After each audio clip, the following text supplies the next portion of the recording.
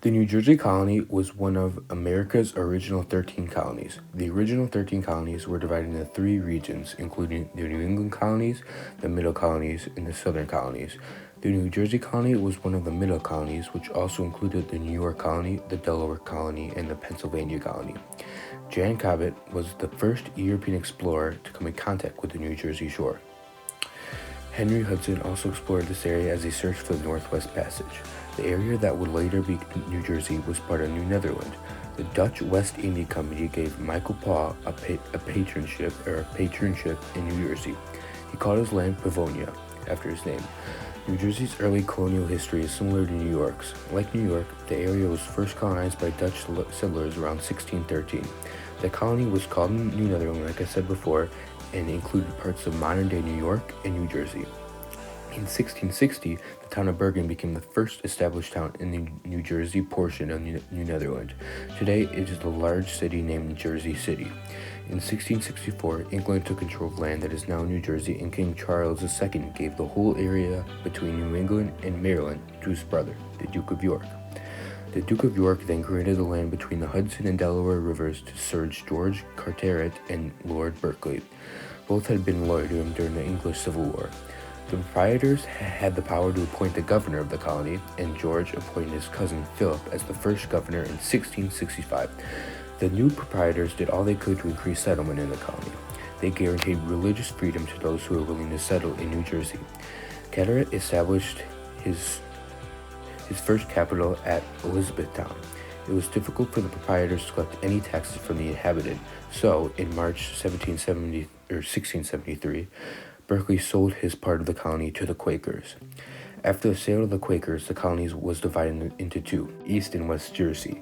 That political division lasted between 1674 and 702. Each had their own constitution. The border was never firmly established and often in dispute.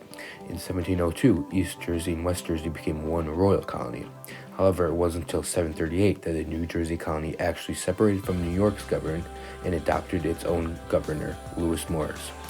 Religion wasn't 100% an issue during the time of the 13 colonies, as you probably know. Many colonies were very strict about the religious laws. The founders of the New Jersey colony, however, were very laid back. For that portion of time, West Jersey was run by the peaceful Quakers, and East Jersey was run by the Puritans. The Quakers were ridiculed for their laid-back rules and their way of thinking. They thought differently about women and the Native Americans than the majority of other colonists. They thought that no matter what, every man was equal. West Jersey was like that fun uncle who let you do whatever you wanted to do. East Jersey, however, was a little different. East Jersey was run by the very strict Puritans. Puritans were Protestant and were very attached to the religion. The Puritans left England because they didn't think the Church of England was strict enough. The owners of New Jersey welcomed them in because all they wanted was more people on their land. They did not like each other, but there were no brawls or wars between the two sides. Religion was overall different in New Jersey because they welcomed in almost every type of religion.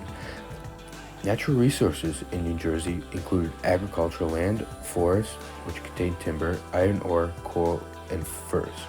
Major exports from the New Jersey colony include livestock, rice, wheat, indigo, grain, and other agricultural products. Iron ore was important to the New Jersey colony. They used it to manufacture items to export to England such as tools, kettles, nails, plows. They also exported large chunks of iron to be manufactured into iron products elsewhere. The New Jersey colony was one of the colonies referred to as a breadbasket colony because it grew so much wheat, which was ground into flour and exported to England. Many farmers settled in New Jersey, and most worked from sunrise to sunset. Men would sell crops such as wheat, maize, beans, and grains. Farmers could also trade valuable crops with Native Americans. In exchange, the colonists would receive mainly spices and fur. Essentially, the New Jersey colony was just a stereotypical middle colony where people grew crops and sold them for profit. The climate of colonial New Jersey was very much the same as is currently, the only difference being slightly cooler weather. It was plenty warm enough to grow healthy crops, but the residents weren't sweating like crazy in their heavy clothes. New Jersey also had 4 distinct seasons, like Wisconsin. It's also important to note that New Jersey is a very flat colony with, you guessed it, room to grow crops. It is also directly on the Atlantic Ocean, which possibly could have meant that the colony was a port for colonies. However, with New York just a couple miles north, that is probably unlikely. The New Jersey colonists had a hostile relationship with Native Americans living there, excluding the Quakers.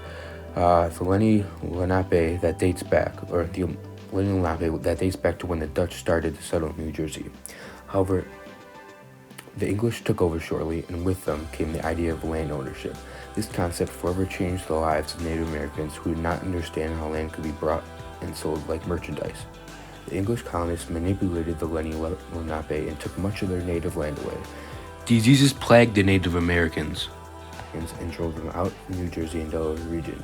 The New Jersey colony was not involved in many foreign and international conflicts and relations.